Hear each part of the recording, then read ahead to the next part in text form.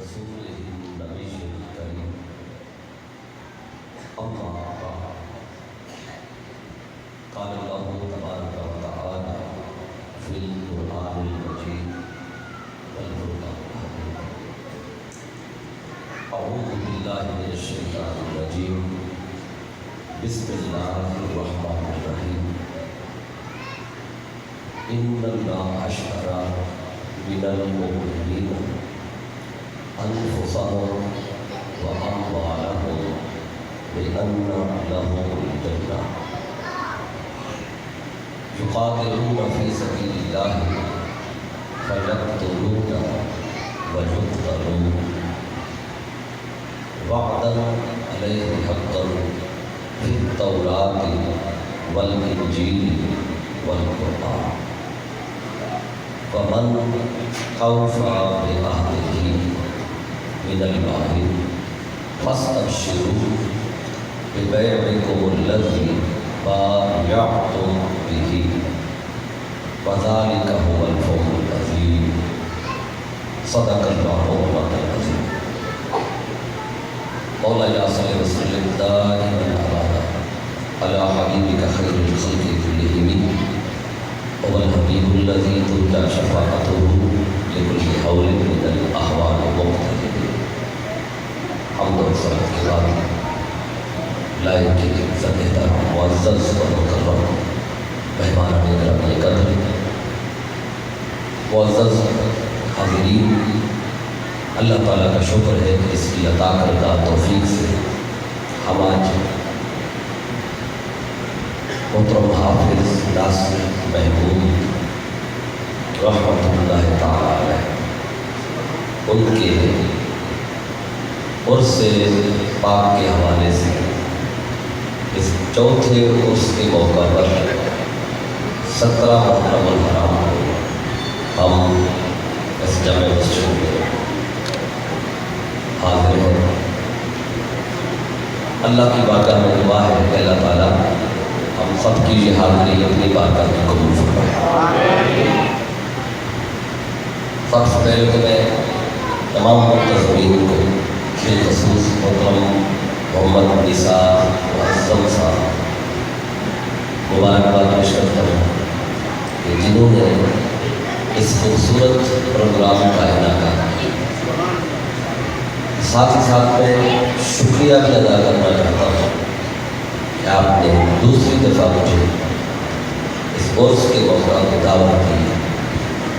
میں ہمیشہ آپ کے اس کے ساتھ میں شکر گزار ہوں۔ بلا تمہید موقع کی مناسبت سے بات شروع کرنا چاہتا ہوں۔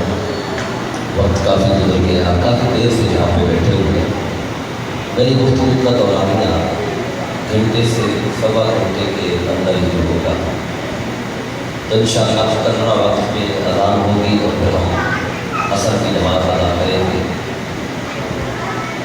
تو موضوع گفتگو کے طور پر میں نے قرآن مجید کے سورہ توبہ کی آیت نمبر 111 وہ آپ کے سامنے پڑھی، کیونکہ شہادت امام حسین علیہ السلام یہ 10 محرم الحرام کو واقعہ کربلا اور پورے محرم الحرام میں ہم کثرت کے ساتھ شہدائے کربلا کا ذکر کرتے ہیں۔ تو آج میں نے سارا واقعہ تو نہیں بیان کرنا، اس میں ایک نکتہ ہے کہ جب ہم باقی واقعے دیکھتے ہیں، شہادتیں دیکھتے ہیں، تو وہ بھی شہادتیں ہوئیں اور شہادت امام حسین علیہ السلام بھی ہوئی، لیکن جتنا چرچا اور جتنا شہرا شہادت امام حسین علیہ السلام کو ملا ہے، یہ چرچا اور شہرا کسی اور شہادت کو نہیں ملا۔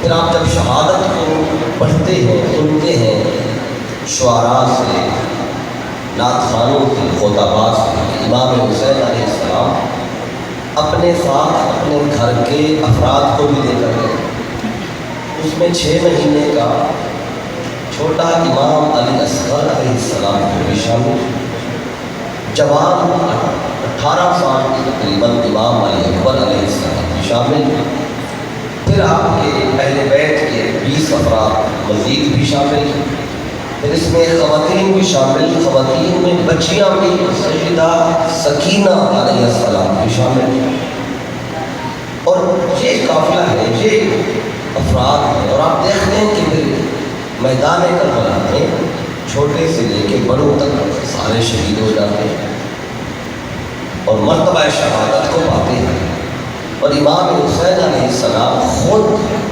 شہید ہونے والوں کو اٹھا کر خیموں میں لاتے ہیں اپنے ہاتھوں سے۔ جوان بیٹے کا لاشا اٹھانا اتنا آسان کام نہیں ہے۔ آج اگر کسی کا جوان بیٹا فوت ہو جائے اور آپ ان کی تعزیت کے لیے جب اس باپ کے پاس جاتے ہیں تو باپ کو ہوش نہیں ہوتی۔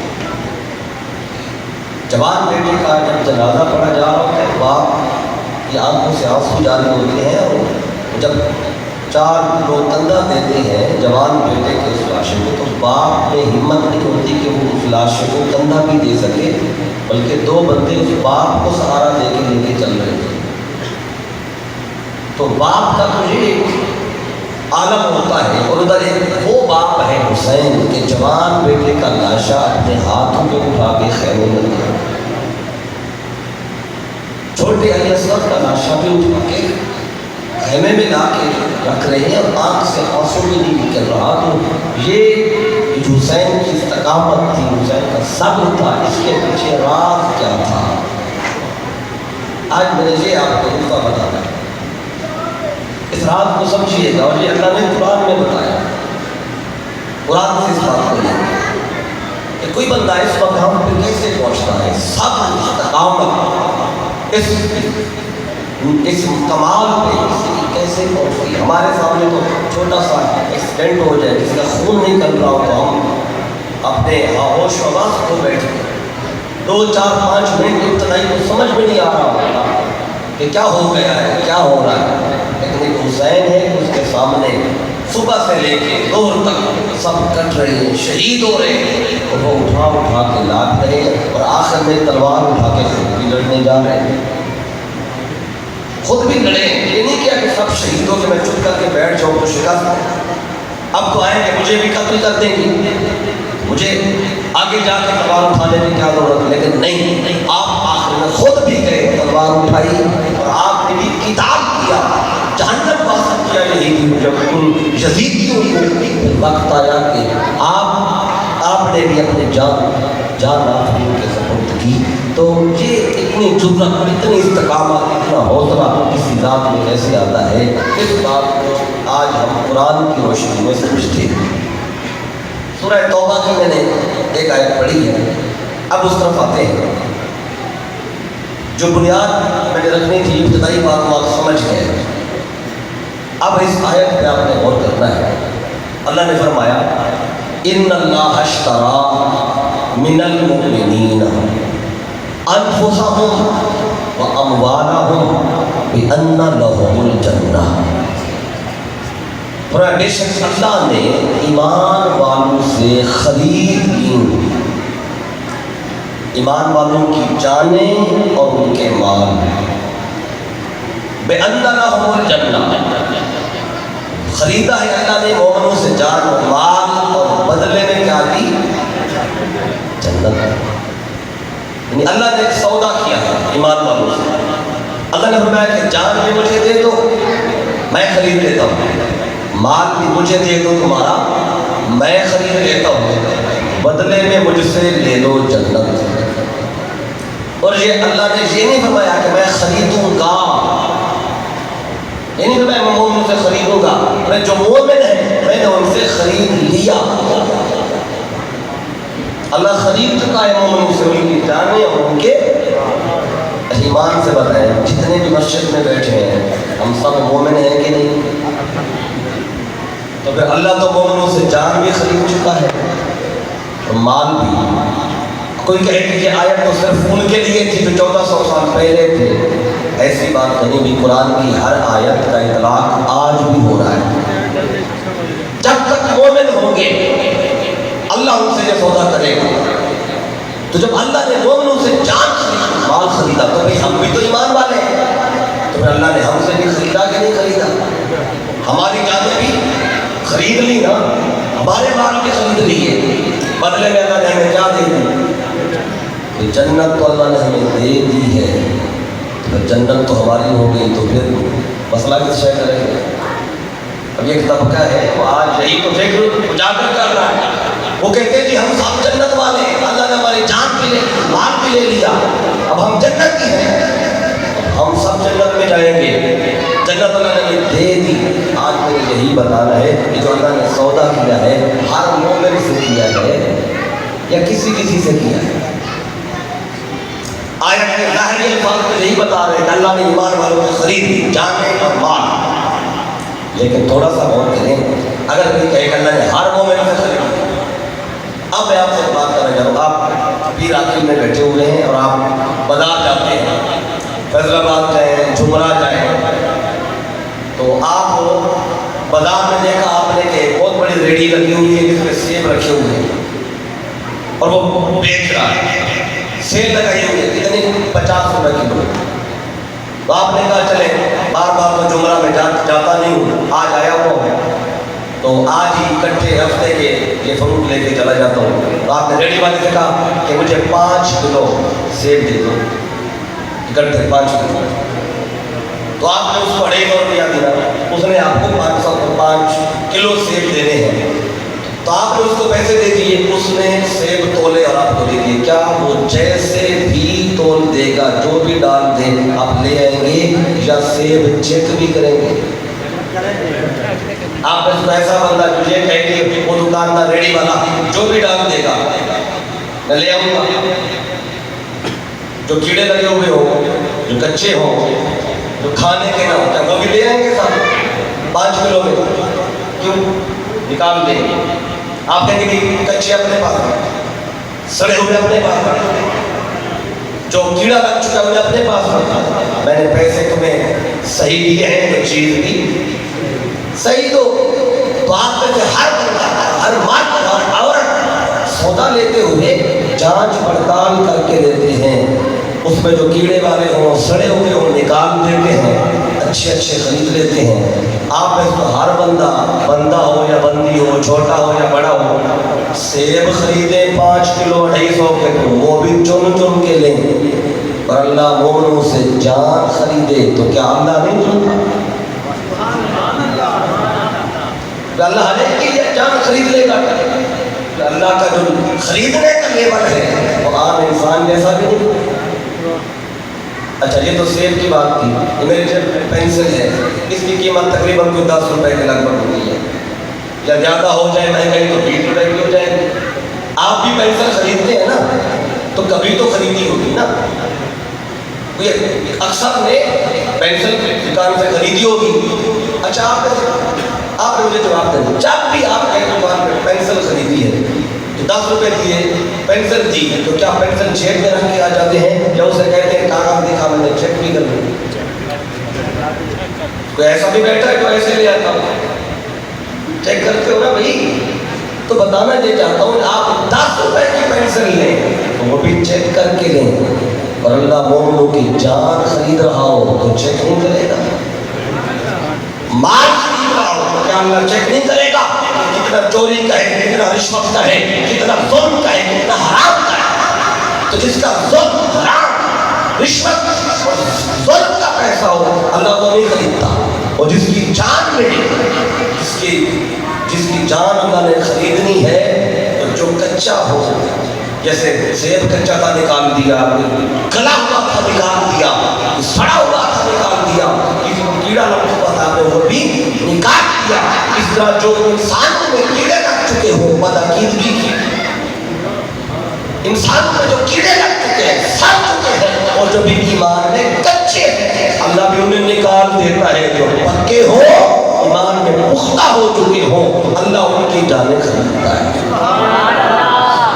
اللہ فرماتا ہے یہ قابل ہے کہ میں خریدار ہوں، ان کا مال قابل ہے، پاکیزہ مال ہے، میں اس کا خریدار ہوں۔ اللہ ہر ایک سے نہیں خریدتا جان و مال، اچھا جان و مال ہر ایک سے آپ کے پہ دلیل ہوئی ہے قرآن سے اس آیت کو پھر پڑھیں. اللہ فرماتا ہے ان اللہ اشتری من المؤمنین. یہ جو من ہے نا من یہ من تبعیضیہ ہے بیانیہ نہیں ہے. تبعیضیہ کیا مطلب اللہ نے ایمان والوں میں سے بعض سے خریدا ہر ایک سے نہیں خریدا. جان و مال اللہ نے لے لی بدلے میں کیا دی؟ اچھا ترجمہ تو یہی بتایا جاتا ہے بدلے میں دی جنت. لیکن اس کا میں آپ کو حقیقی معنی بتاؤں مطلب یہ بنتا ہی نہیں کہ اللہ نے بدلے میں دی جنت. مطلب یہ ہے بدلے میں اللہ نے جنت کا مالک بنایا. ایک شے دی جاتی ہے دینے کے بعد اللہ واپس بھی لے سکتا ہے مگر ایک شے کسی کے ملکیت میں دے دی جائے پھر مالک وہ ہوتا ہے. ابھی جو لام ہے نا بِأَنَّ لَهُمُ الْجَنَّةُ مفسرین نے لکھا یہ لام لام تملیک ہے ملکیت کے لیے ہے. لام کے عربی میں کس میں ہوتا ہے؟ لام انتفاع بھی ہوتا ہے لام تعلیل بھی ہوتا ہے لام تاکید بھی ہوتا ہے اور لام تملیک بھی ہوتا ہے. یا لام لام تملیک کے لیے آئے بِأَنَّ لَهُمُ الْجَنَّةُ بدلے میں اللہ نے جنت دی نہیں بلکہ ان ایمان والوں کو جن سے اللہ نے جان بھی خریدی مال بھی خریدا بدلے میں اللہ نے ان کو جنت کا مالک بنا دیا. اور جنت کے مالک تو ہو گئے وہ اب ان کی مرضی جنت جس کو دے. اب جان اللہ لے گیا مال بھی اللہ لے گیا اب جان و مال بھی اللہ کا جنت پہ ان کا اللہ کی مرضی جان و مال ادھر لگائے اور ان کی مرضی جنت کو جہاں لے جائے. اب دیکھنا یہ ہے کہ یہ اللہ نے جو سودا کیا ہے وہ لوگ ہیں کون. تھوڑی دیر آپ توجہ کریں گے ہم تھوڑے لمحے میں اس آیت کے اس انتہا تک پہنچ جائیں گے کہ آپ اگلے 10-15 منٹ میں سمجھ جائیں گے یہ سودا کس کس کے ساتھ ہوا ہے. یہ سودا آج بھی ہوتا ہے. اللہ آج بھی صدا لگا ہے آؤ جان دے دو مال دے دو بدلے میں تمہیں جنت کا مالک بناؤں. آج تک اللہ یہ آواز دے رہا ہے. اب دیکھنا یہ ہے کہ کون ہے وہ لوگ جن سے اللہ نے یہ خرید و فروخت کی. اب دیکھیں کوئی بھی شے آپ بیچ تب سکتے ہیں جب اس شے کے آپ مالک ہیں. اگر کسی شے کے آپ مالک نہیں ہیں کیا وہ بیچ سکتے ہیں؟ بیچیں گے وہی شے جس کے مالک آپ ہیں. تو جان ہم نے بیچی اللہ کو تو کیا جان کے مالک ہم ہیں؟ جو ہماری جان ہے اس کا مالک کون ہے؟ ہمارے مال کا مالک کون ہے؟ اب زبان سے تو ہم سب کہتے ہیں جس سے بھی کہیں گے نا وہ یہی کہے گا ہماری جان کا مالک بھی اللہ ہے ہمارے مال کا مالک بھی. اگر اللہ کو سن رہے ہم اللہ کے گھر میں بیٹھے ہیں نا ہم زبان سے تو کہہ رہے ہیں ہماری جان کا مالک بھی اللہ مال کا مالک بھی اللہ. اگر ہم نے جان کا مالک اللہ کو سمجھا ہوتا تو تکلیف آنے پہ ہم پریشان نہ ہوتے. تھوڑا سا خون نکلتا ہے پریشان ہو جاتے ہیں. مال کا تھوڑا سا نقصان ہو جائے پریشان ہو جاتے ہیں. جب مال کا مالک ہی اللہ ہے نقصان جو نفع ہو وہ مالک کے حصے میں جاتا ہے. پریشان ہوگا تو مالک ہوگا نقصان ہوا نفع ہوگا تو خوش بھی مالک ہوگا. آپ دکان میں بیٹھے ہیں اور آپ کو پتا ہے نفع ہوگا دکان پہ فائدہ بھی مالک ہو نقصان ہوگا تو تب بھی نقصان مالک کا. آپ بالکل فری ہوتے ہیں کہ نقصان ہو گیا تب بھی ادھر جائے گا مسئلہ فائدہ ہوگا تب بھی ادھر جائے گا کیونکہ مالک بھی اور ہے. جب ہماری جان کا مالک اللہ ہے مال کا مالک اللہ ہے اگر ہم اس عقیدے کو پختہ کر لیں تو تکلیف آنے پہ پریشان نہ ہو اور فائدہ ہونے پہ خوش نہ ہو. ابھی جو ہماری اولاد ہے بچے ہیں ان کا مالک کون ہے؟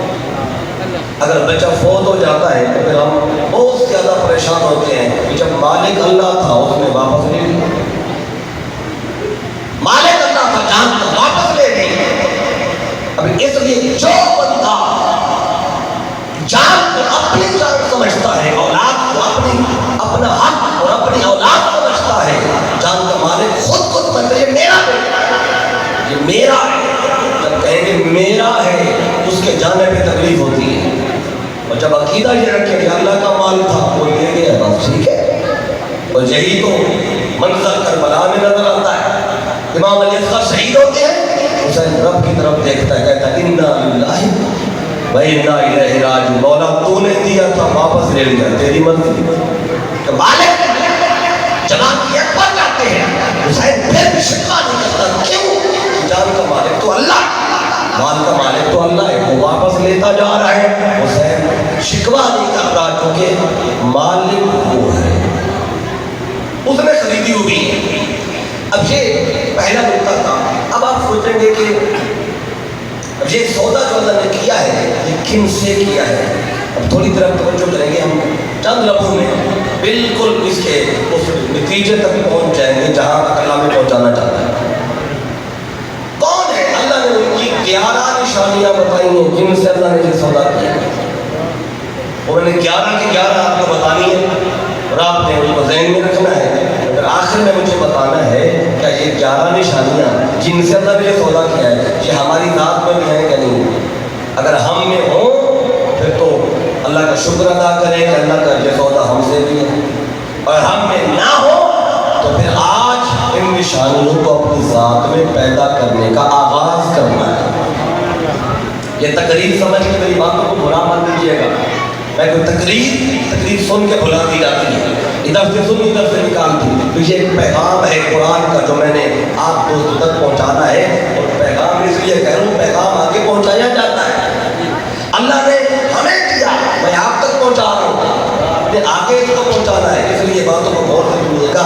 تقریر سمجھ کے بھلا نہ دیجیے گا. تقریریں بہت ہو گئی ہمارے معاشرے میں، ہو رہی ہے، ہوتی ہے، ختم ہو جاتی ہے بات. لیکن آئیے ہم بیٹھ کر قرآن کے اس پیغام کو بھی سمجھیں. کس سے سودا ہے؟ ان کی 11 نشانیاں. تمہاری طرح کون سی نشانیاں ہیں ہمیں بھی پتہ چلے ہم بھی ان بیچنے والوں میں ہیں کہ نہیں ہیں. ہم بھی تو مومن ہیں. اللہ فرماتا ہے پہلی نشانی ان کی کیا ہے؟ قرآن کھول کے دیکھیے گا. فرمایا ان اللہ اشتری من المؤمنین انفسهم واموالهم. اللہ نے ایمان والوں سے خریدی ان کی جانیں اور ان کے مال. تو جان پہلے خریدی اور مال، یہ نکتہ ذہن رکھیے گا. پہلی بات جان پہلے لی اللہ نے، مال بعد میں خریدا. سارا قرآن پڑھ کے دیکھیے اللہ نے جہاں بھی جہاد کی بات کی ہر جگہ پہ اللہ نے وہاں مال پہلے ذکر کیا، جان بعد میں ذکر کیا. ایک ہے اللہ فرماتا ہے ان الذین آمنوا وہاجروا وجاہدوا فی سبیل اللہ وانفسهم. وہ لوگ جنہوں نے ہجرت کی، جہاد کیا اللہ کی راہ میں. کس کے ساتھ جہاد کیا؟ اپنے مال کے ساتھ اور اپنی جان کے ساتھ. جو بھی قرآن کا کتاب اٹھائے وہاں مال پہلے ملے گا، جان بعد میں. لیکن یہ مقام ہے قرآن کا جو میں نے آج پڑھا ہے، اس میں جان پہلے ہے مال بعد میں. یہ ترتیب ایسے اچانک نہیں بدل گئی، اللہ نے بدلی ہے. اور ایک راز سمجھایا ہے کہ جو بھی دین مصطفیٰ کے لیے حضور کی خدمت میں آیا پہلے اس نے مال لوٹایا، وقت آنے پہ جان بھی وہ دین مصطفیٰ کو دے دی. لیکن جن سے اللہ یہ سودا کر رہا ہے نا، انہوں نے جانیں پہلے دی، ان کا مال بعد میں دیا. یہ کون لوگ ہیں جو جانیں پہلے دے رہے ہیں؟ اس کی عملی تفصیل کربلا کے میدان میں ملتی ہے. اب لائیں چشمہ خبر میں کربلا کہ وہاں اول نے کیا سب جانیں پہلے دی، اور جب شہید ہو گئے پھر یزیدیوں نے ان کا مال بعد میں لوٹا. یہاں جان پہلے دی اور مال پہلے نشانی اللہ بتا رہا ہے جن سے میں نے سودا کیا ہے وہ جانیں پہلے دینے والے ہیں، مال بعد. دوسری نشانی کیا ہے؟ اللہ فرماتا ہے ان کی دوسری نشانی کیا ہے؟ یقاتلون فی سبیل اللہ، وہ اللہ کی راہ میں قتال کرتے ہیں. کیسے کرتے ہیں؟ یقتلون، پہلے وہ سارے قتل کرتے ہیں، ویقتلون، پھر سارے قتل ہو بھی جاتے ہیں. لڑتے بھی سارے ہیں اور شہید بھی سارے ہوتے ہیں. ایک جنگ ایسی بتائیں جس میں سب لڑے ہوں اور سب کے سب شہید بھی ہوئے، سوائے کربلا کی، سوائے امام زین العابدین کے جو بیمار تھے 72 کے 72 سر سے جدا ہو گئے. تو عملی تفسیر اس آیت کی ہمیں کربلا میں نظر آ رہی ہے. اب پڑھ رہے ہیں نا آگے اللہ کا سودا کے انتظار ہے. میں یہ نہیں کہہ رہا کہ ظاہر کا پہنچنا ہے حقیقی مصداق کون ہے. دو نشانیاں ہو گئی. اب تھوڑا سا آگے بڑھتے ہیں. اللہ نے فرمایا جن سے میں نے سودا کیا ان کی تیسری نشانی کیا ہے؟ فرمایا التائبون، وہ توبہ کرنے والے ہیں. تو توبہ بھی کربلا میں ملے. العابدون، وہ عبادت خدا ہے، عبادت بھی کربلا میں ملے. الحامدون، وہ ہر وقت اللہ کی حمد کرنے والے ہیں، وہ بھی کربلا میں ملے گی. الصائمون، روزے دار بھی ہیں، روزہ بھی آپ کو کربلا میں ملے گا. کوئی جنگ ایسی ہے کہ لڑنے والے لڑ رہے ہو اور روزے کے ساتھ ہو. 3 دن پانی کربلا میں اور نہ جنگا میں لوگ بیٹھے تھے، دیکھ لگا کے تلوار کی، اچانک آنکھ لگ گئی، آقا ساتھ میں آ گئے. فرمایا حسین پیاس ہے؟ جینا نہ چاہے پیاس تو ہے. میں پریشان نہ ہو، کل تیری افطاری ہمارے ساتھ ہو جائے. تو کربلا میں روزہ بھی، کربلا میں حمد بھی ہے، ہر آگ طرف کیا ہو رہی ہے، وہاں عبادت بھی ہے، وہاں توبہ بھی ہے. اب آگے چلے. اللہ فرماتے ہیں الراکعون، اور رکوع کرنے والے کبھی کربلا میں. الساجدون، سجدے کرنے والے. جیسا سجدہ کربلا میں ہوا ویسا سجدہ نظر ہی نہیں آتا. یہ کتنی نشانیاں ہو گئی؟ 6 اور 2 8. آگے 3 نشانیاں اور جو بڑی خاص ہے کہ آسان تھیں، اب 3 باتیں اور بڑی خاص ہیں. اب آپ دیکھیں اللہ فرماتا ہے جن سے میں نے سودا کیا وہ کون ہے؟ الآمرون بالمعروف، یہ امر بالمعروف کرنے والے ہیں.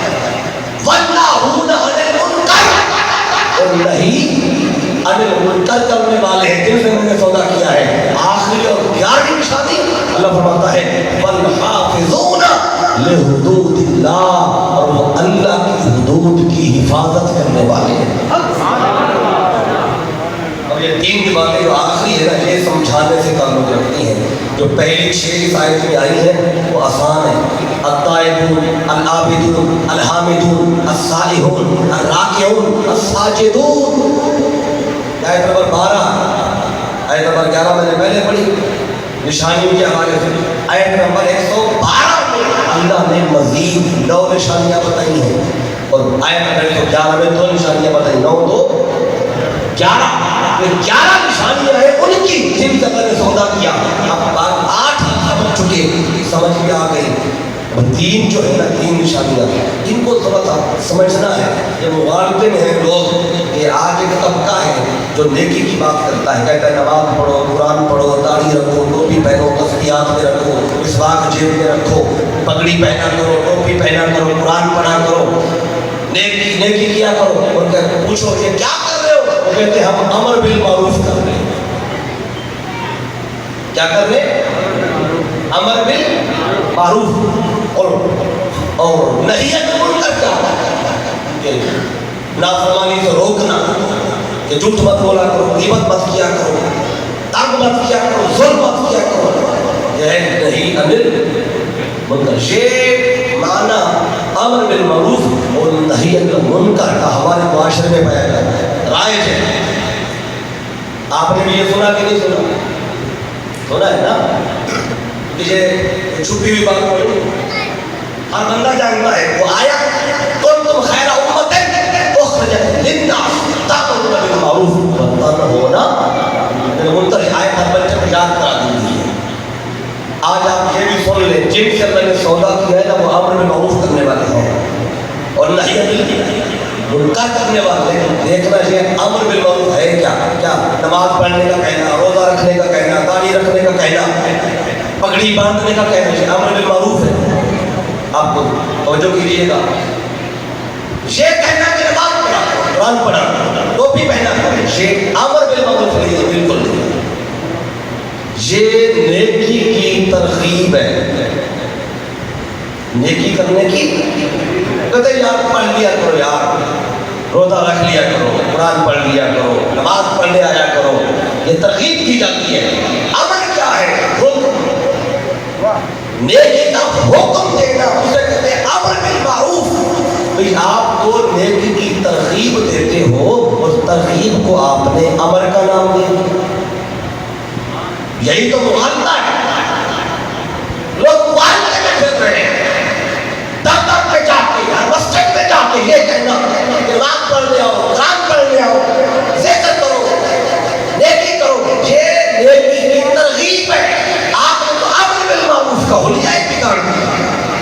تصور ہی بدل دیا. امر کے لیے بولے امر چاہیے، حکم دینے والا چاہیے. یہ امر کی بات ہے، قوت نافذہ کی بات ہے کہ اولے الامر جب امر دیتا ہے، حکم دیتا ہے، 24 گھنٹے کے اندر وہ حکم نچلے لیول تک نافذ بھی ہو جاتا ہے. اب میں آپ کی مثال دیتا ہوں. 14 مارچ کو لاک ڈاؤن ہوا، 14 مارچ 13 مارچ کو رات کے ٹائم کو نوٹیفیکیشن آیا تھا اور صبح سے اس کا انقلاب ہو گیا پورے پنجاب میں. سندھ والوں نے الگ اپنا نظام چلایا، بلوچستان والوں نے ٹو دا کیس، جیسے کیس کا جہاں پہ زیادہ مسئلہ تھا وہاں پہ اس حساب سے لاک ڈاؤن کیا گیا. پنجاب کی بات سے ہم پنجاب میں بیٹھے، 14 مارچ کو حکم آیا، قوت نافذہ تھا، عامر نے امر دیا، اولے الامر نے حکم دیا، جاری کر کے حکم نامہ کہ کوئی دکان نہیں کھلے گی. تو بتائیں پھر اگلے دن کوئی دکان کھلی، کوئی بازار کھلا، کوئی مارکیٹ کھلی، کوئی شادیات کھلا، مسجدوں میں پروگرام میں پابندی لگ گئی، مذہبی اجتماع نہیں ہوتا کوئی ہوا. بولیے میں اوورآل بات کر رہا ہوں، چھوٹے لیول پہ ہوتے رہے چھوٹے موٹے اجتماع، میں بڑے لیول کی بات کر رہا ہوں کہ چونکہ پابندی تھی نا تو اوپر سے حکم آیا، اوپر سے تو پھر حکم اگلے دن نکلے لیول تک، اسے کہتے ہیں امر. اور یہ جو لوگ کہتے ہیں نماز پڑھو قرآن پڑھو، یہ تو نیکی کی ترغیب ہے. تو پتہ چلا جب قوت نافذہ کی بات ہے، جب اسلامی نظام ایسے حکمران کے ہاتھ میں ہو تو اوپر سے حکم جاری کرے گا، وہ ہوگا امر بالمعروف. یہ تو ہوا امر بالمعروف، نیکی کا حکم. اب اگر اسلامی نظام حکمران صحیح معنوں میں مومن مسلمان اگر وہ ایک حکم جاری کر دے کہ جس علاقے میں جب اذان ہو جائے تو دکان کا دروازہ بند ہو جائے، تو کیا ایسا کرنا مشکل ہے؟ وہ لوگ جو جمعہ کی نماز پڑھتے بھی مس کر دیتے تھے، نہیں پڑھتے تھے، کاروبار میں مست ہوتے تھے، وہ بھی تو 3 مہینے دکان بند کر کے بیٹھے تھے. جمعہ پڑھنے کے لیے جاتے تھے، باقی نمازیں تو اپنے ساتھ نہیں، ہفتے میں ایک جمعہ آتا تھا، وہ بھی آدھے گھنٹے کے لیے دکان بند کرنا مشکل نظر آتا تھا. اگر قوت نافذہ اعلان کر دے، آج کر دے کہ جب اذان اس علاقے میں وہاں کی انتظامیہ دکانیں بند کرا دے، مجھے بتائیں اذان ہوگی تو پھر دکان بند ہوگی، سارے کے سارے لوگ مسجد میں آئیں گے. یہ ہے قوت نافذہ، جسے کہتے ہیں امر، حکم دینا. تو لوگوں نے اس کا حلیہ بھی کاٹ دیا. اب رہ گیا نہیں عن المنکر، اس کو بھی سمجھ لیں. برائی سے روکنا، روکنا کیا ہے، کیسے روکیں، یہ درجے ہیں. کیسے روکنا ہے میرے آقا نے سمجھایا ہے، انہیں برائی کو روکنے کے 3 درجے ہیں. اب صحیح مسلم کی حدیث ہے، سن لیں، جو قرآن کی شرح مصطفیٰ کا فرمان کرتا ہے. آقا سے پوچھا کہ آقا یہ نہی عن المنکر کیا ہے؟ آقا کیا فرماتے ہیں؟ من رأى منکم منکرا، تم میں سے کوئی بھی بندہ منکر دیکھے. منکر کیا؟ جس سے اللہ نے روکا ہے، جس سے خدا نے روکا ہے، اگر اس رکنے سے کوئی نہ رکے کرنے لگے. نہیں، اللہ نے روکا ہے جھوٹ نہیں بولنا، اللہ نے روکا ہے ظلم نہیں کرنا، اللہ نے روکا ہے غیبت نہیں کرنی، چغلی نہیں کرنی، دہشت گردی نہیں کرنی، کسی کا مال نہیں کھانا، کسی پہ ظلم نہیں کرنا، نہ حق قتل نہیں کرنا. اللہ نے روکا ہے. تو جس کام سے اللہ نے روکا ہے اس سے رکنے کا کہنا یہ نہیں عن المنکر ہے. اچھا یہ کیسے روکیں؟ درجے ہیں روکنے کی. آقا فرماتے ہیں پہلا درجہ کیا ہے؟ من رأى منکم منکرا، جب تم میں سے بندہ منکر دیکھے، برائی دیکھے، نافرمانی دیکھے تو کیا کرے؟ گھر میں بیٹھ کے ان کا برا بھلا کہتے رہیں یا مسجد کے ممبر پہ بیٹھ کے اعلان کریں؟ کیا کریں؟ کیسے روکیں؟ اخبار میں ایک سرخی لگوا دیں کہ جھوٹ نہ بولا کرو، ظلم نہ کیا کرو. کیا کریں؟ آقا فرماتے ہیں پہلا درجہ یہ ہے برائی روکنے کا، فَلْيُبَشِّرْهُ بِالْجَادِ ہی، کہ اس برائی کو، منکر کو، نافرمانی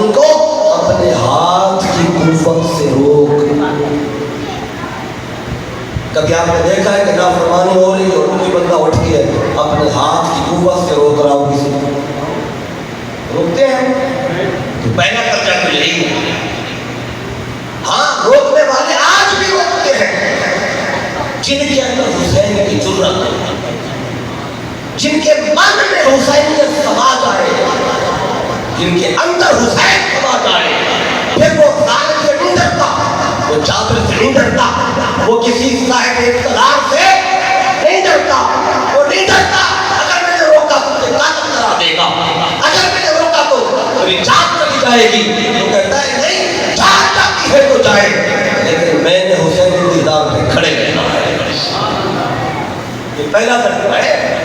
جب ظالم جابر ایک صاحب اقتدار رشوت کھا رہا ہے، رشوت کرا رہا ہے، ظلم کر رہا ہے، کرا رہا ہے، فریاد قتل کر رہا ہے، لوگوں کا مال کھا رہا ہے، آپ کو پتہ ہے کہ مال کھایا جا رہا ہے، آپ کو پتہ ہے کہ بینک بھرے، آپ کو پتہ ہے غریبوں کا خون پانی کی طرح بہایا جا رہا ہے، ظلم ہو رہا ہے، ڈاکے ہو رہے ہیں، چوریاں ہو رہی ہیں، مائیں بیٹیاں عزت بیچ کے دو روٹی کھا رہی ہیں مجبوراً. ایسے دور میں ظالم کو ظالم کہنا، جابر کو جابر کہنا، مگر کہنا نہیں بلکہ آگے بڑھ کے اس ظالم کا گریبان پکڑ کے اس کو برائی سے روکنا، یہ حسینیت ہے، یہ حسین کی کردار ہے، اور یہ حسین کی فکر ہے، اور یہ مصطفیٰ کا فرمان ہے. فَلْتُبَشِّرْ ہو بیادے ہی، برائی کو صرف روکنا نہیں ہے، حدیث کے لفظ ہے بدل دو. فَلْتُبَشِّرْ کا معنی ہے بدل دو، برائی کو نیکی سے بدل دو، ظلم کو عدل سے بدل دو، بے امنی کو امن سے بدل دو، دہشت گردی کو محبت سے بدل دو، بدعقیدگی کو عقیدے کی اصلاح سے بدل دو. اب یہ ہے معنی فَلْتُبَشِّرْ ہو بیادے ہی. اور آج کون ہے ایسا جو ظالم کو ظالم کہے اور آگے بڑھ کے اس کا گریبان بھی پکڑے؟ اگر غریب بندہ اٹھ کے کسی کا گریبان پکڑے گا تو وہ اسے اگلے دن برباد ہو جائے گا، گھر میں پولیس بھیج دے گا، کیونکہ پولیس تو ان کی جیب میں ہوتی ہے. چھوٹے موٹے صاحب اقتدار ان کی جیب میں ہوتے ہیں، فوراً پتا کرے گا کون ہے جس نے میرے خلاف آواز اٹھائی، پتا تھوڑا ذرا کون ہے. میں اتنا رینک تھا، میں اتنا بڑا جاگیر تھا، کون میرے خلاف آواز اٹھا ہے، ذرا پتا تو کرو. پتہ چلتا ہے وہ تو غریب کسان ہے، مزدور ہے، کہ اس کی ضرورت تو وقت کی روٹی نہیں کھا سکتا، اور زبان میرے خلاف کھولتا ہے، وہ اگلے دن اس پہ ظلم کرواتا ہے، ڈاکو بھیج دیتا ہے، گنڈے بھیج دیتا ہے، قتل کرا دیتا ہے، دھمکیاں دیتا ہے.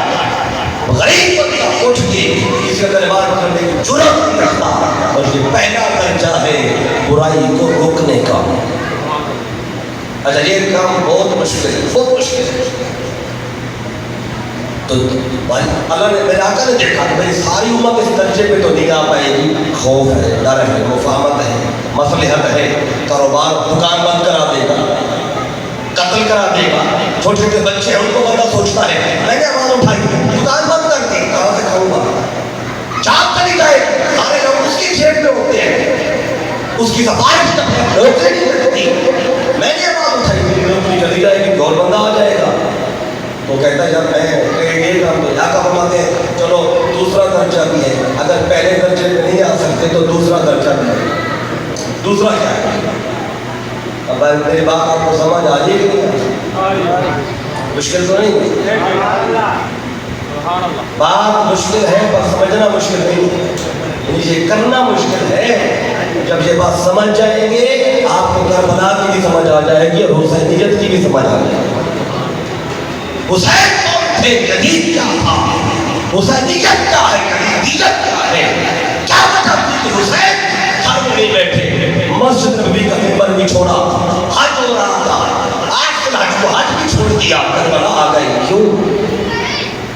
لیکن برائی ہو رہی ہو، منکر ہو رہا ہو تو پھر کیا کرنا ہوتا ہے؟ فَلْتُبَشِّرْهُ بِجَادِهِ ہی پہلا درجہ ہوتا ہے آگے بڑھ کے برائی کو ہاتھ سے روکو. اگر حسین علیہ السلام بھی برائی ہوتی دیکھ کے نہ روکتے تو پھر مصطفیٰ کا نواسہ تو آپ ہی ہیں اس وقت. اور پنج تن میں آخری تھا اور معیار حق بھی حسین ہے. اگر حسین کی آگے نہ بڑھتے تو دنیا کا رول ماڈل کون بنتا؟ کس کو لوگ فالو کرتے؟ ایک امام علی مقام پہلا درجہ برائی کو روکو. اگر پہلا درجے نہیں آ سکتے، اتنی ہمت نہیں ہر بندے میں. آقا نے کرم کیا، میں زیادہ امت دوسرے درجے پہ ہوگی. وہ کیا ہے؟ فَإِلَّمْ يَسْتَطِعْ، اگر ہاتھ کھولنے کی طاقت نہیں ہے تو میں فَإِلَّمْ يَسْتَطِعْ فَبِلِسَانِهِ، تو پھر زبان سے للکار، زبان سے برے کو برا بول، قاتل کو قاتل بول، ڈاکو کو ڈاکو بول، حرام خور کو حرام خور بول. یہ نہ ہو کہ پتہ بھی ہے چور ہے پھر بھی اس کے ڈر کی وجہ سے اس کے گون گئے. پتہ بھی ہے ظالم ہے، اس کے ڈر کی وجہ سے زبان نہ کھولے. آقا فرماتے ہیں دوسرا درجہ یہ ہے برائی روکنے کا، زبان سے للکارو. زبان سے، اگر زبان بھی انسان کھولنے سے ڈرتا ہے کہ پتہ چل جائے کہ فلاں نے یہ کہا ہے فلاں کے بارے میں، پھر میرا بچے گا کچھ نہیں. آقا نے دیکھا ہے اس درجے پہ بھی کچھ ہوں گے کچھ نہیں ہوں گے، چلو آقا نے ایک تیسرا درجہ بھی دے دیا. کیا فرمایا؟ فَإِلَّمْ يَسْتَطِعْ، اگر زبان سے للکار بھی نہیں سکتا نا تو میری امتی پریشان نہ ہو، میں نے تیسرا درجہ بھی رکھا ہے. وہ کیا؟ فَإِلَّمْ يَسْتَطِعْ فَبِقَلْبِهِ، تو پھر دل میں ان سے نفرت رکھ. یہ تو کام کر سکتے ہیں نا، جب زبان سے نہیں کہہ سکتے. آقا بولتے کوئی بات نہیں، میں نہیں چاہتا کہ ایمان سے خارج ہو جائے، میں کیا کہ دل میں بھی نفرت رکھو گے پھر بھی مومن رہو گے، پھر بھی ایمان کے اندر رہو گے. اگر دل میں نفرت رکھی، دل میں برے کو برا سمجھا، اسے نمک توڑ دیا کہ چاہے دفع ہو، ڈاکو ہے، چور ہے، زانی ہے، شرابی ہے، دل میں نفرت کر. جو دل میں نفرت رکھے گا تو کیا ہوگا؟ آقا فرماتے ہیں وَذَلِكَ أَضْعَفُ الْإِيمَانِ، یہ اس کے ایمان کا کمزور ترین درجہ ہوگا. کمزور ترین، یعنی جو صرف دل میں برا جانتا ہے، برے کو، اس کا ایمان تو ہوگا پر ایمان کمزور ترین ہوگا. نمازیں پڑھ کے بھی کمزور ترین ایمان ہوگا، داڑھی بڑی رکھ کے بھی کمزور ترین ہوگا، ہر سال حج بھی کرائے پھر بھی ایمان کمزور ترین ہوگا. پگڑی بڑی باندھے اگر دل میں صرف نفرت کرتا ہے تو ایمان کمزور ترین ہوگا. ہر روز قرآن کا ختم کرے، بائیں بائیں پڑھ ڈالے، ہاتھ کو تسبیح رکھے، ایک اذکار کرے، جتنی بھی نیکی کرے، اگر برے تو برا دل میں سمجھتا ہے تو ایمان کا درجہ کمزور ترین ہوگا. اور جو ظالم کو للکارے اس کا ایمان اس سے اچھا ہے، اور جو ظالم کا گریبان پکڑے وہ ایمان کے کمال بھی ہوگا، وہ ایمان کے کمال ہوگا. کیونکہ نمازیں پڑھنا آسان ہے، ہر سال حج کر کے آنا آسان ہے، 3 مہینے بعد عمرہ کر لینا آسان ہے، داڑھی رکھ لینا آسان ہے، آپ کو تسبیح رکھ لینا آسان ہے، قرآن پڑھ لینا آسان ہے. لیکن ظالم کے آگے کلمہ حق کہنا جو کہ جان سے نہیں لگتی. اور اسی کو اللہ فرماتا ہے فی سبیل اللہ، یہ ہے میرا راستہ، یہ ہے یقاتلون فی سبیل اللہ، یہ اللہ کی راہ ہے. جس پہ آئے تو ظالم جان بھی لے لیتا ہے، اور جو سچا حسینی بن جائے نا تو پھر اسے جان کی فکر نہیں ہوتی. کیوں؟ اسے پتہ ہے جان تو میں رب کو دے چکا ہوں. جان تو میں ان اللہ اشترى من المؤمنین انفسهم، اللہ نے مومنوں کو جانیں خریدی ہوئی ہیں. جو یہ عقیدہ رکھ لے میری جان اللہ کو بیچ دی، میں نے مال اپنا اللہ کو بیچ دیا، اسے پر دکان کی فکر نہیں ہوتی. وہ کہتے دکان بند ہو یا کھلی رہے، وہ مال ہے ہی اللہ کا.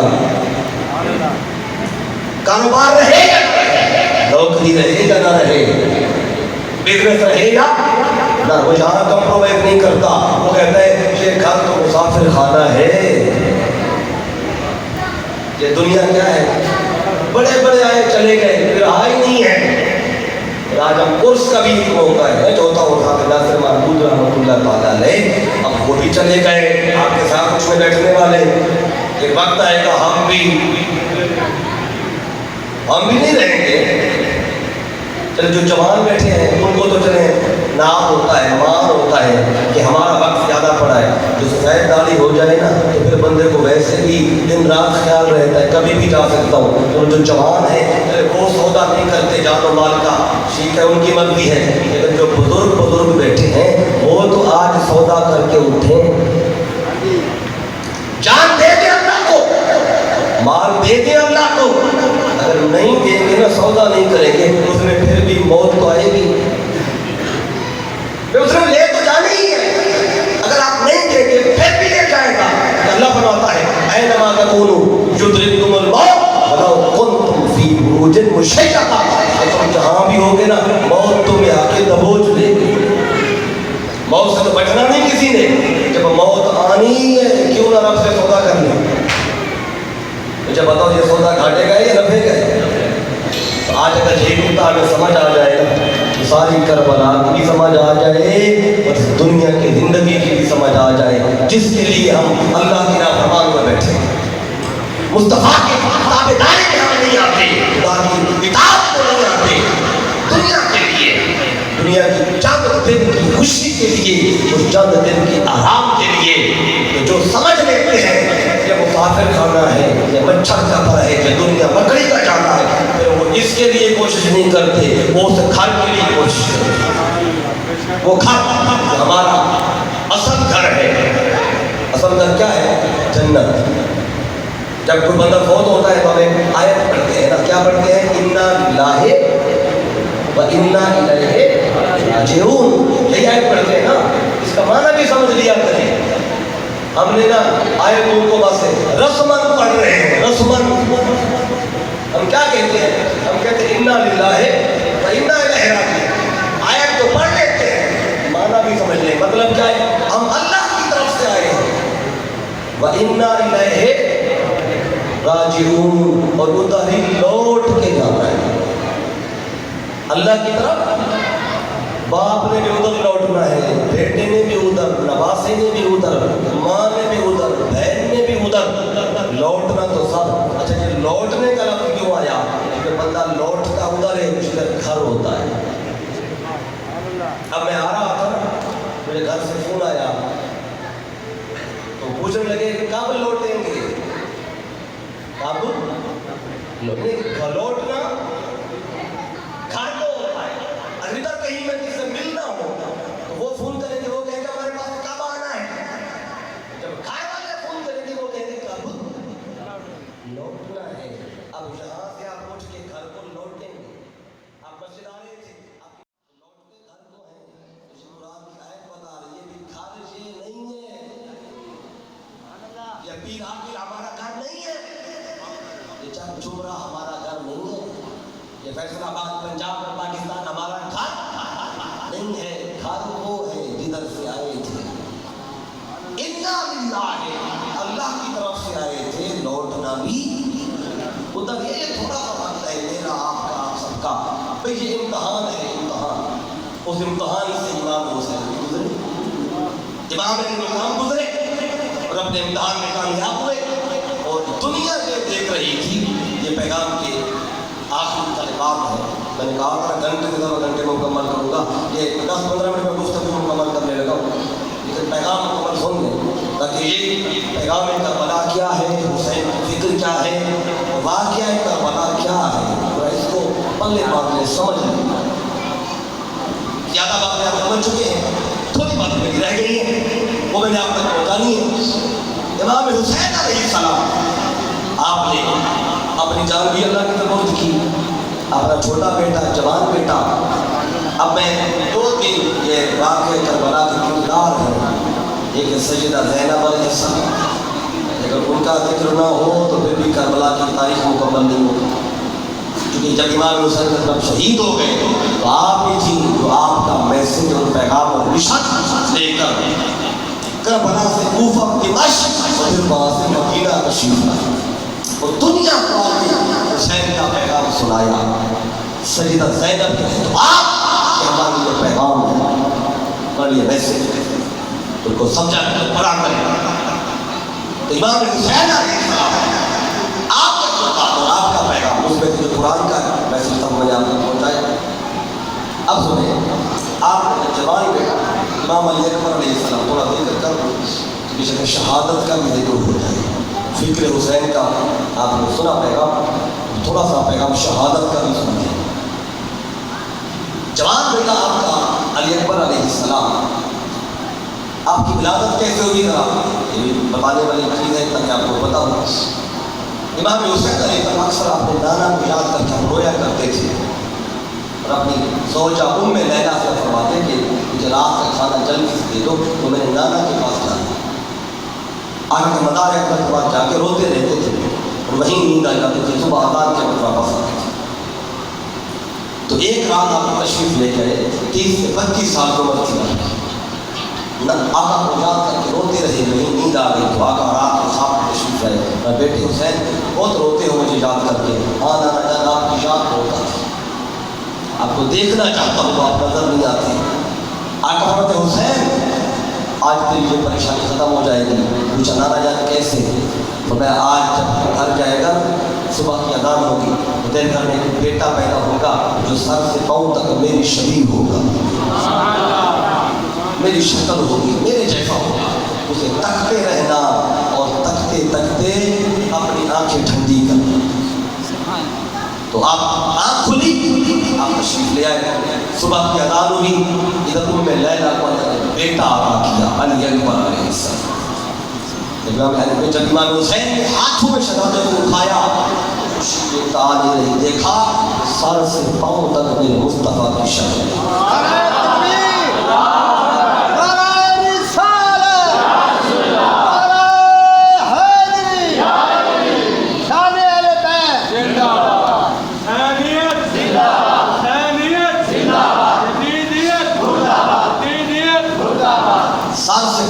امام علی اکبر میرے آقا کی شبیہ تھے۔ حدیث پاک میں آتا ہے امام حسن علیہ السلام سر سے ناف تک آقا کی شکل تھی، امام حسین علیہ السلام ناف سے لے کے پاؤں تک مصطفیٰ کی شکل شبیہ تھے۔ جب دونوں شہزادوں کو اکٹھے کھڑا کرتے تو مصطفیٰ کا سراپا نظر آتا، لیکن یہ شہزادہ علی اکبر اکیلا سر سے پاؤں تک مصطفیٰ جیسا تھا۔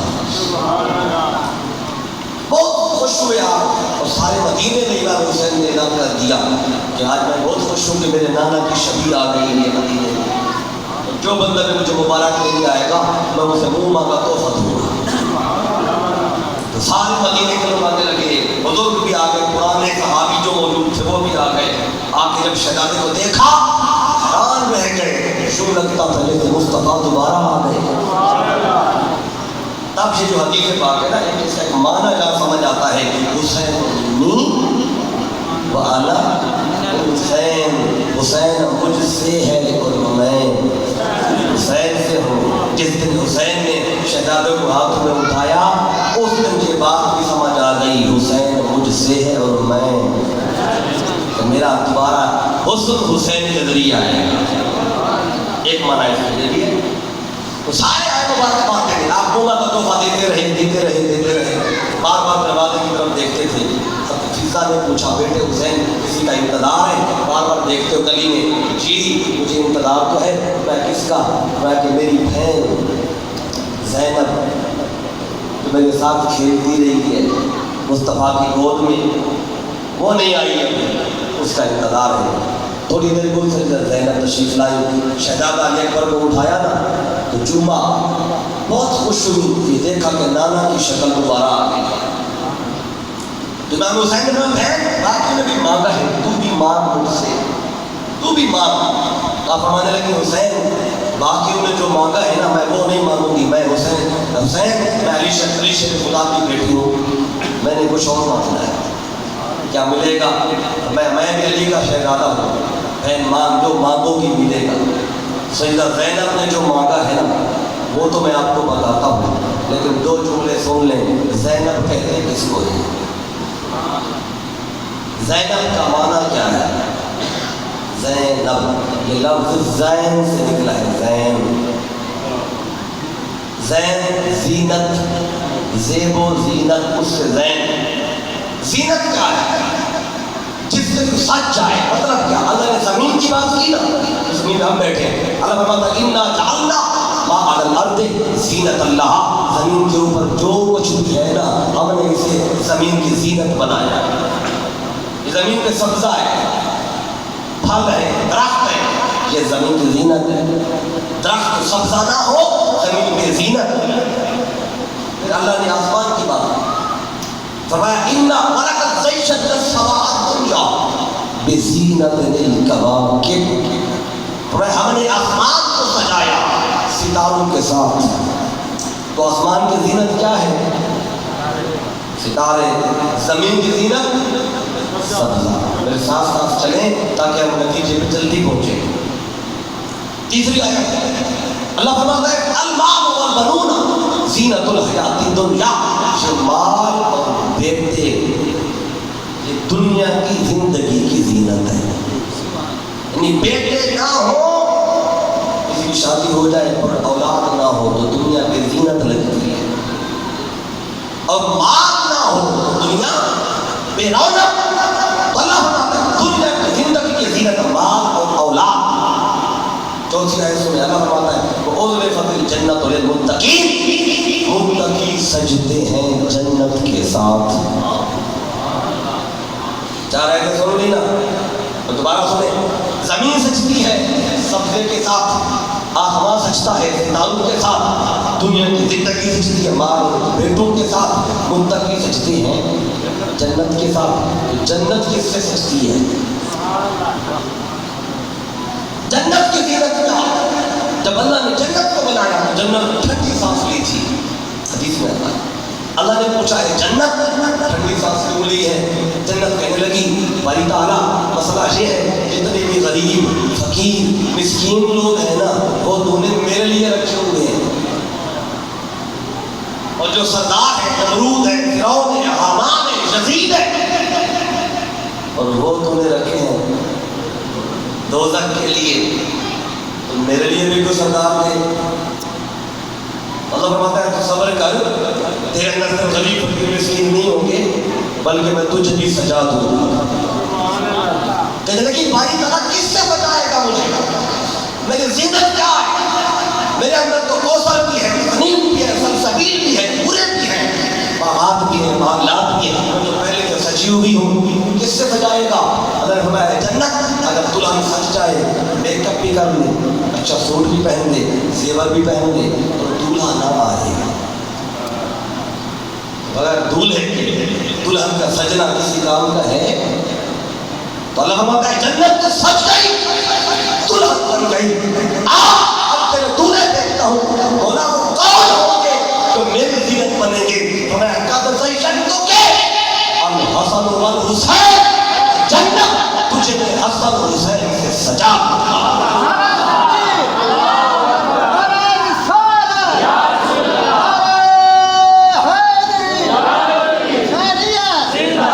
جنت کی زینت حسن و حسین. تو جنت سجتی ہے علی کے بیٹوں کے ساتھ. اب آگے ہم نتیجے پہ جان تک لانا تھا. اگلا جملہ سنانے کے لیے میں نے آپ کو 5 باتیں سنائی. جنت سجدی ہے علی کے بیٹوں کے ساتھ. علی کس سے سجدے ہیں؟ علی کی زینت کیا ہے؟ علی کی زینت کیا ہے؟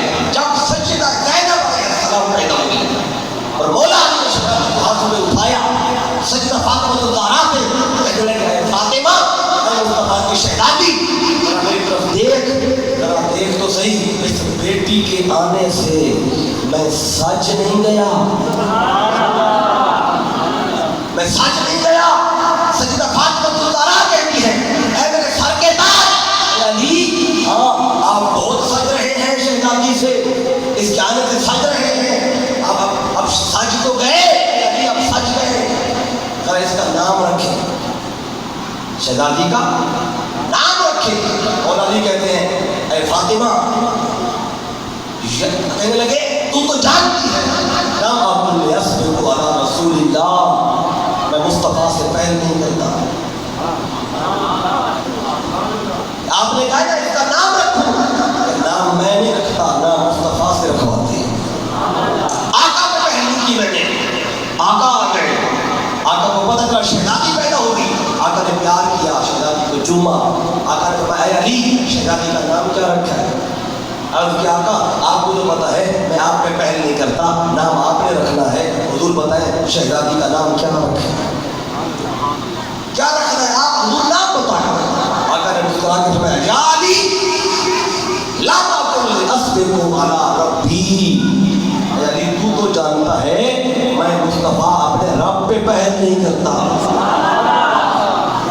تو مجھ سے پہل نہیں کرتا نا، میں رب پہ پہل نہیں کرتا۔ علی آؤ اللہ سے پوچھتے ہیں شہزادی کا نام کیا ہے، اللہ سے پوچھتے ہیں۔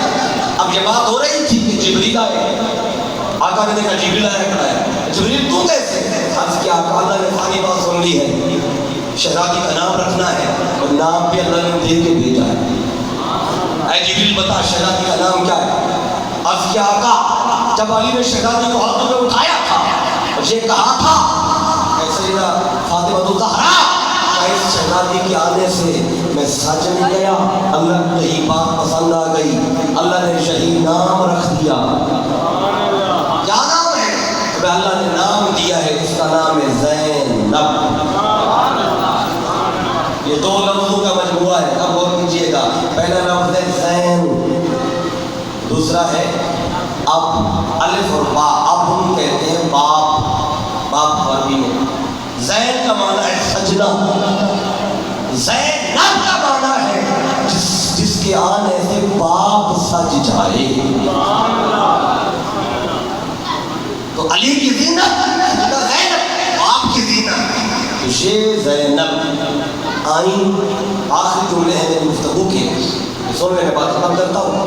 آپ آئیں، شہزادہ علی اکبر کو ہاتھوں پہ اٹھایا، پیار کیا، اور امام حسین سے کہنے لگی بھائی حسین صاحب نے مانگا ہے میں بھی مانگنے لگی ہوں، اے ماں تجھے بھی ملے گا۔